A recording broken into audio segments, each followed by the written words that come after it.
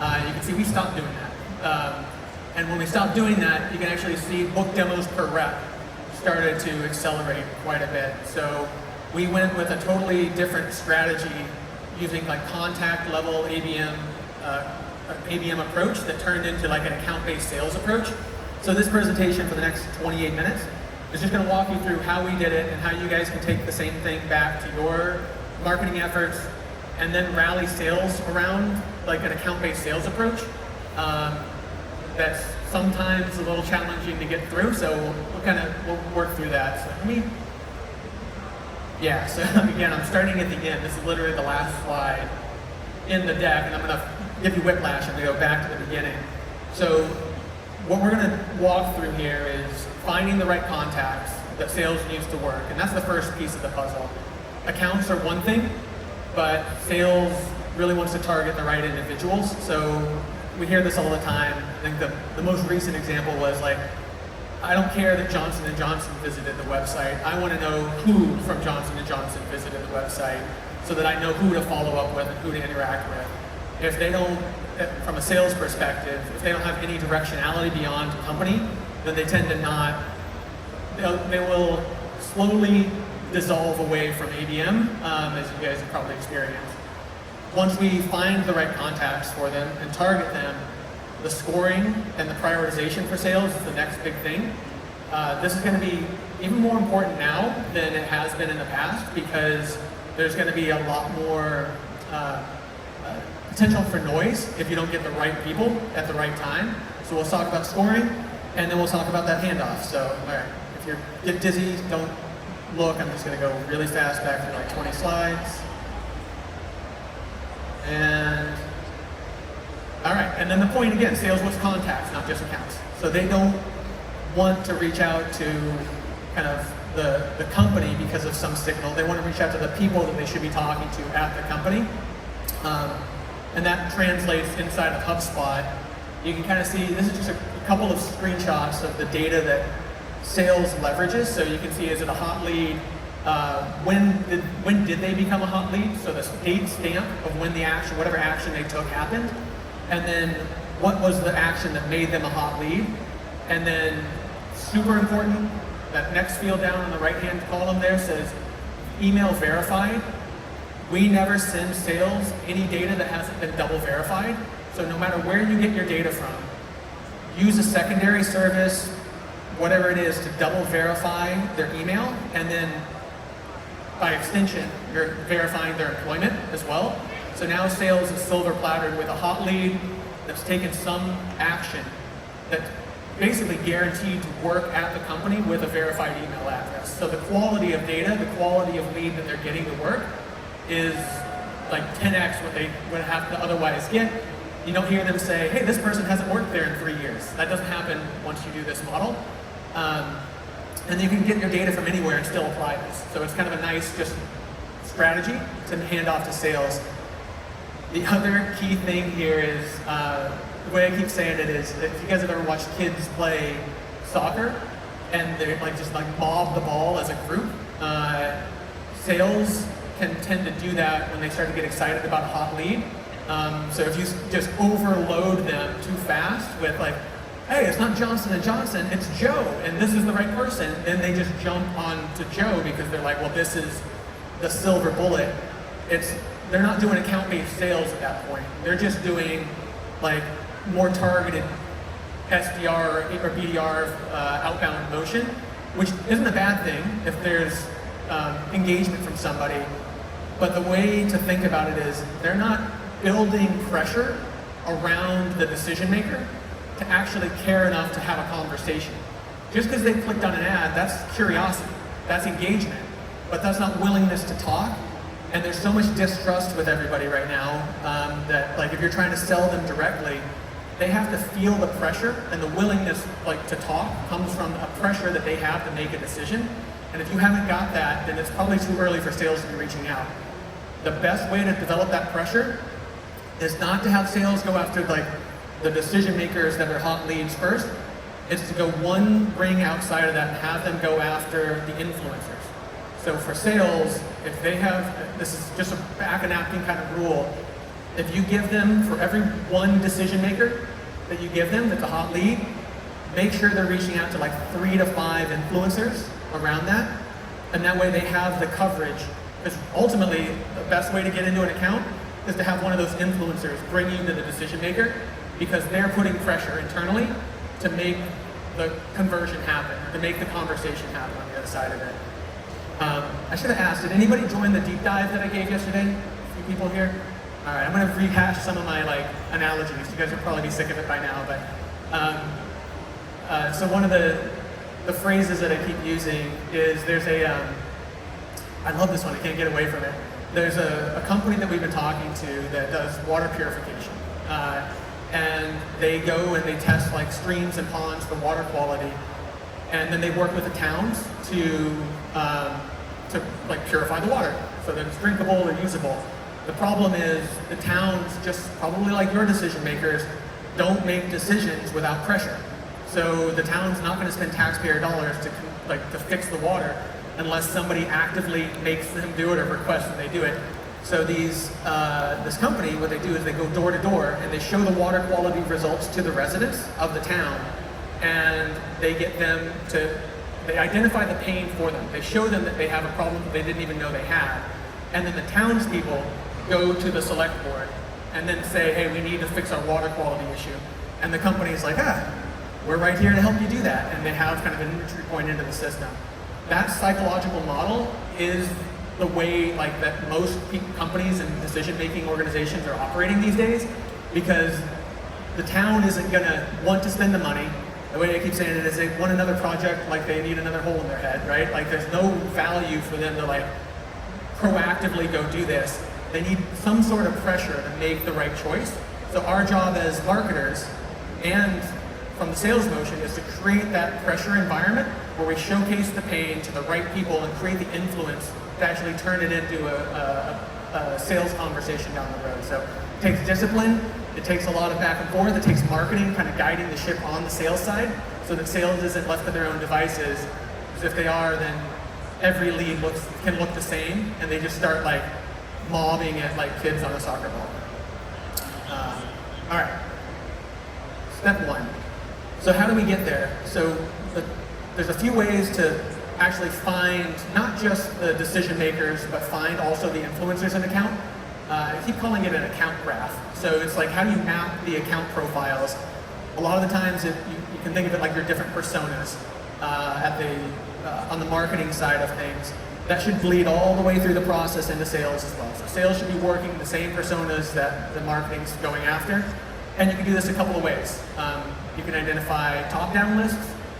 A lot of times those are intent-driven or named account lists, bottom-up lists. Site graphic data we'll talk about in a minute are kind of not only based on job titles and departments, but based on skills and interests, how to find the right people, and then retargeting. One other quick point. When you start to tell sales, hey, for every one decision maker you're going to go after, you need to go after 3 to 5 influencers, you've just asked them to do 5 times as much work as well. So the precision of your list building has to be really, really tight. So we work with a lot of professional services companies, and our TAM for that is about 8,000 professional services companies in the US that have a marketer on staff, that have account executives. So I can't give just our team 8,000 companies and say, go get them. We trim it down to the 25 to 50 per week, per rep, that are trending.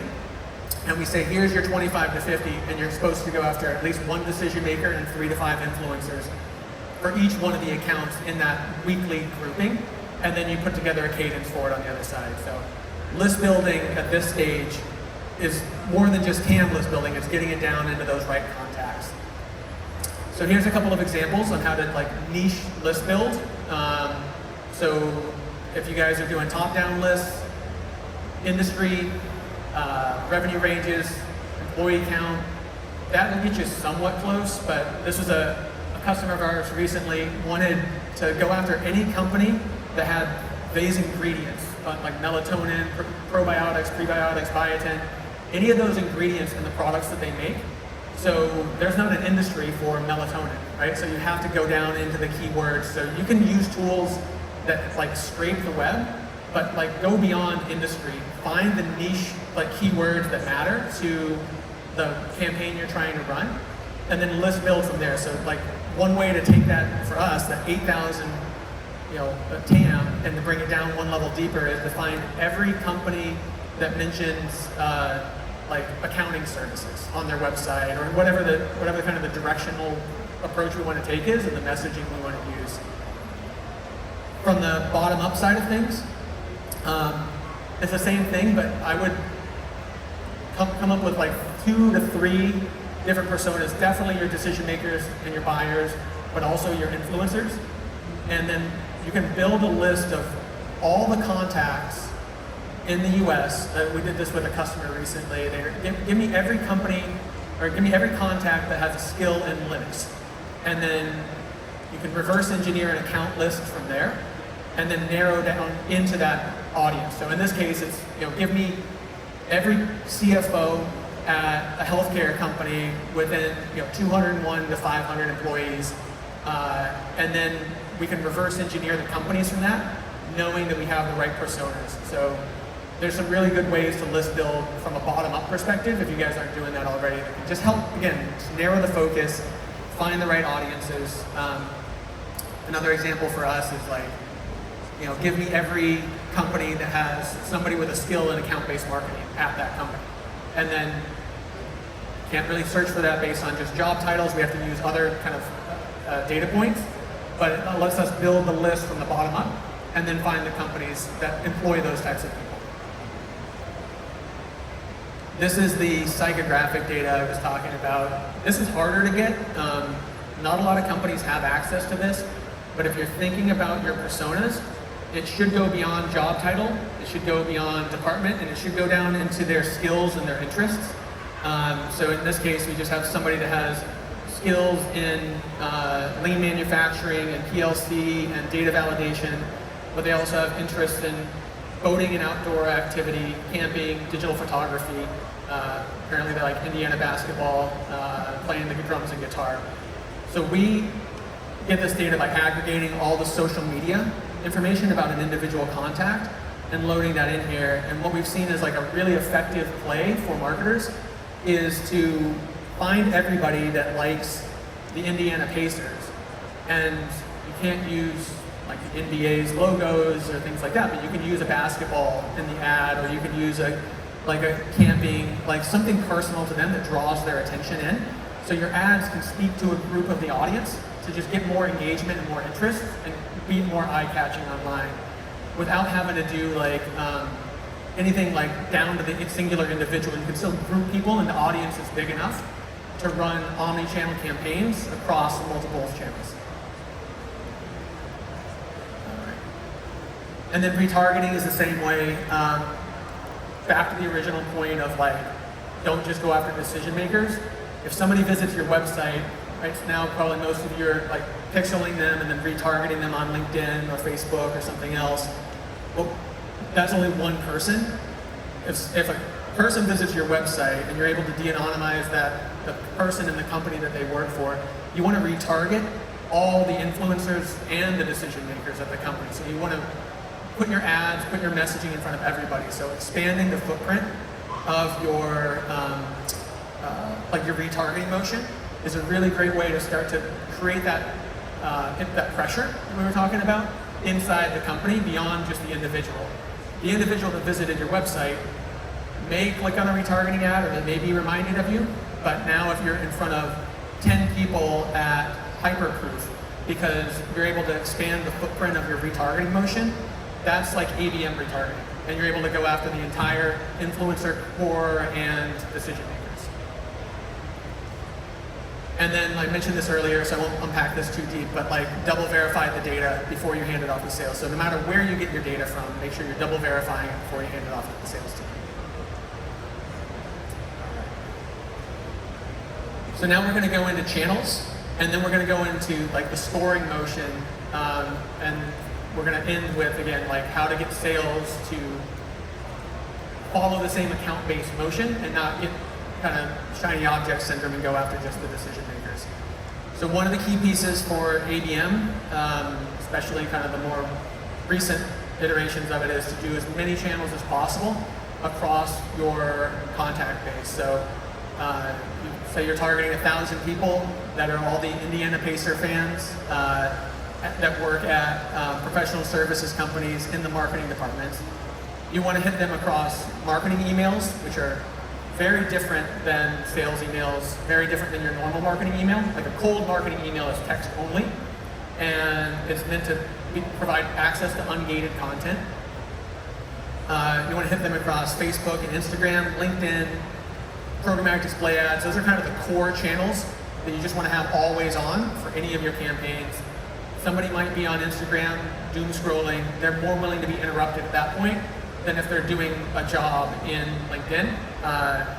Marketers, for example, do a lot of work in LinkedIn and aren't willing to like chase down rabbit holes of ads and ABM, but we have a ton of traffic coming from Facebook and Meta because they're just doing something personal that they're willing to jump out of. The advanced channels are things like Reddit. Direct mail is a huge one. If you're a digital first company, adding a physical mailer is a great secondary channel.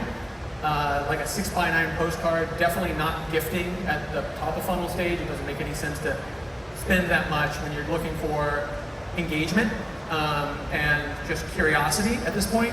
And then CTV, audio, OTT video, YouTube, Google video, anywhere where you can target the contact.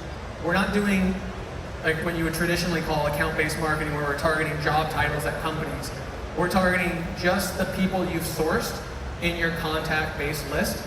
And you're doing, if you can think of it like anywhere where you can do a contact upload and you get a certain match rate on the other side of it, those are the channels you want to put people through, because now you know every click, every impression, every moment of engagement is from that list of 1,000 people. Those Indiana Pacer fans are the ones that are actually clicking and engaging and going to the website.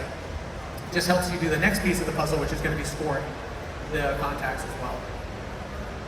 This is just a snapshot of like some of the channels. This is a campaign that we run. We have direct mail, programmatic video, LinkedIn. This would be like extremely time intensive. So that's where an ABM platform is actually really helpful because it cuts down the time to try to like manage 8 channels at once for 1,000 people. It's just probably not worth it for anybody in this room to go and spend all that energy across all those channels to do it manually. But if you can centralize that, any of the ABM platforms should be able to like make that easy so that you can launch campaigns super effectively. And there you go. So we had, on the right-hand side, you'll see messaging bifurcated by persona type. So that first one is for Boston Celtics fans. The second Facebook ad there is for more generally for all marketers. And then we have the marketing operations persona. So we're sending ads specifically targeting different subgroups of our audiences to try to create that engagement at different levels within the organization or based on certain interests or skills that they have as an individual. And then sometimes we'll send like 2 groups of them. So like our programmatic CTV was going to marketers and RevOps. So it just depends on how you want to mix and match your messaging. But being able to slice it thinly by your persona is a really valuable way to like start to create that engagement that you're looking for. All right, this is the fun stuff of like, that's like the execution phase, list building, launching channels. Now we're getting into scoring and prioritizing for sales. And again, this is kind of the main heartbeat of this conversation because sales, like what you hand them is going to determine whether or not they find success in your ABM programs, and then how they execute on calling it the account-based sales side of the motion is going to determine how well the ROI is driven for the company. So simplify your scoring. We've been doing this for a while. At first, some people started to ask us, hey, can we get this numerically from like 0 to 100? And we just said no. It's either hot or warm or cold, and we define what hot, warm, and cold is.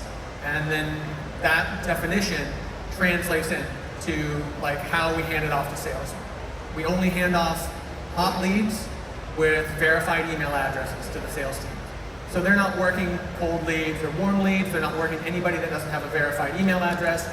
And then beyond the hot leads, again, the expectation is they're working the hot lead, but also the influencers or the decision makers around that hot lead as well. So they're taking an account-based sales approach. So it's a directionally strong signal of who to go after, and then the expectation is that they surround that person with other touches as well. Another way to think about that is sales should be finding the people with the pain at the companies and talking to multiple people that could potentially experience the problem, even if they don't know they have the problem yet. So make sure that they're just not just focusing on the soccer ball, right? And mobbing that soccer ball. Expand, play your role, be in your position, and you'll score goals as a group. Let's see, so track contact engagement. This is just another way of saying, like, as you launch on these different channels, pull back the analytics at the contact level as much as possible. There are certain companies that can provide you like contact level website de-anonymization. We provide like contact level everything, so that's kind of our main focus, but like the whole idea is to get the contact level data to influence the score so that you have precision in the follow-up. Again, like the Johnson & Johnson example, if you're handing sales J&J, then even if it's like, now you're expected to go after decision makers and influencers, it's so big they don't know which decision makers and influencers to target. If you can say, hey, here's the focal point is Joe in this division of J&J. Here's the decision maker and the influencers that are interacting.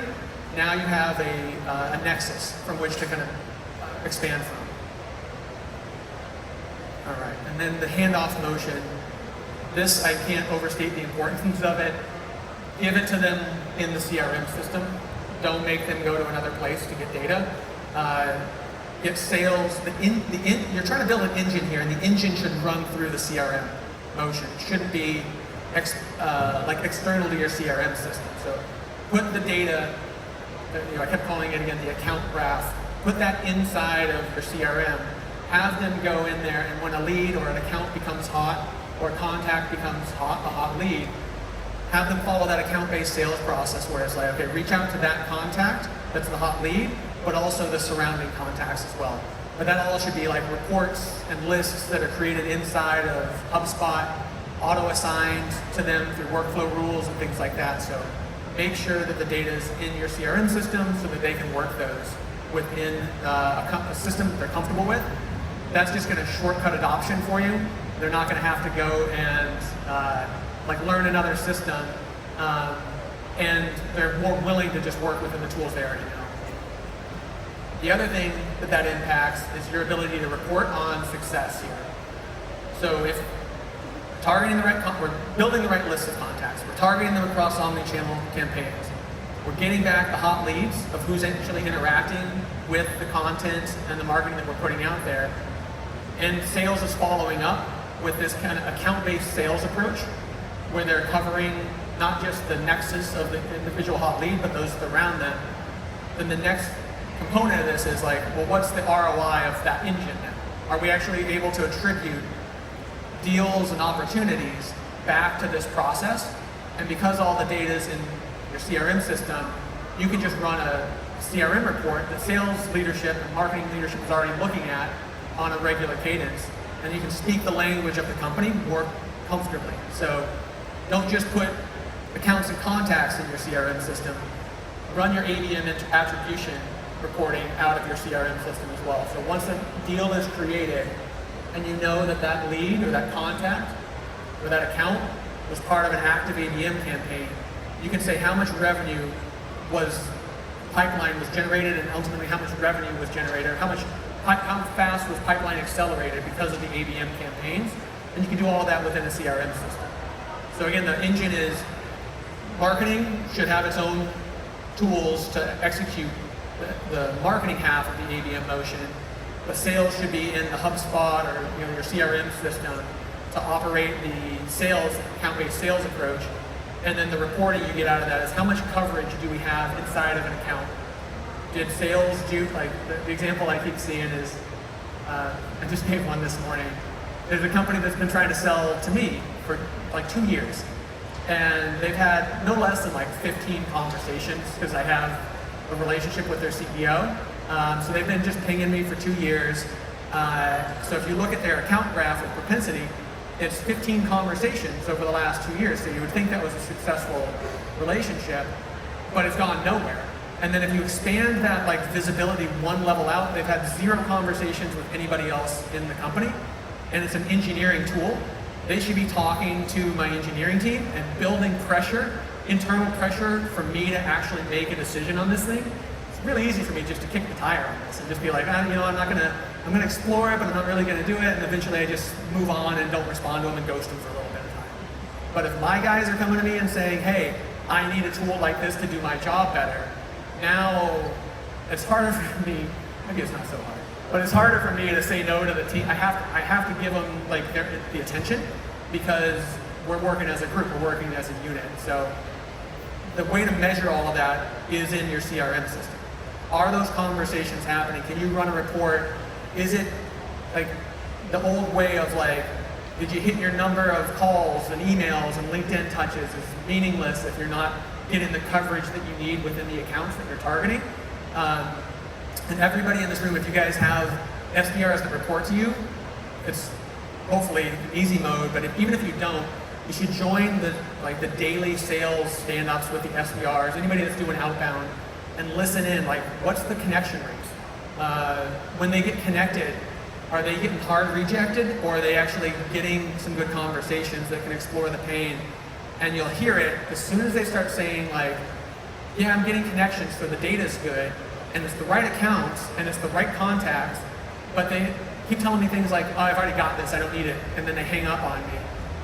That's just a, I don't want to talk to you type of motion, and then you can almost always thread that back to, that's the decision maker that doesn't trust you yet. You don't have any sort of like firepower to actually have that conversation with them. So as soon as you go one level removed and start talking to that like influencer, you'll start to hear things from your SDRs where they'll be like, oh yeah, I had a great conversation. It was with the engineer, not the CTO or the head of engineering, but the engineer was like, yeah, I see why this is a problem, and I'm actually like, I'm going to introduce you to this person. It's not a guarantee, but it's a really good motion to get the relationship started. So you actually turn it into like a longer term connection. A lot of the times that decision maker may agree to a meeting and then not show up anyway and cancel it. That's okay, just keep putting the pressure around them until eventually they're like, I can't escape you guys, I'm gonna jump on the phone call, my team has talked about it enough. And then this comes like full circle back to what you should see on the other side of this is your sales touches actually go down over time. You don't need as much like BS in the inbox that you're just trying to force a quantity play. You should be able to do less touches and get better book demo rates out the other side per rep, because they're reaching out to like build relationships and pressure that turn into decision-making conversations. So the quick recap here, really it comes as a work back from, it's funny, account-based marketing is a work back from an account-based sales philosophy that is more important now than it ever has been with like the distrust due to like overabundance of AI messaging. So everything you do should lead into finding that nexus, finding that decision maker, but then also building the momentum around them as a group of sales touches around the influencers and the other people within the organization. Awesome. 5, 4, 3, 2, 1. I'm at the end of the session. Thanks everybody. Appreciate it.